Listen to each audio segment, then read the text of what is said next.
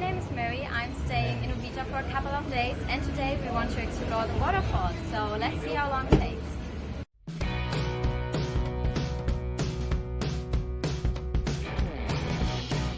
So how do you feel and which shoes do you recommend for the path?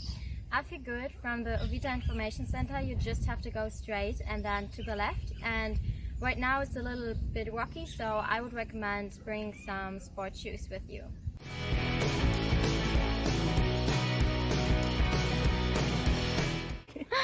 Hey, we just arrived at the waterfall and it took us around 30 minutes to half an hour to get here. Yeah, and let's go to the cash desk.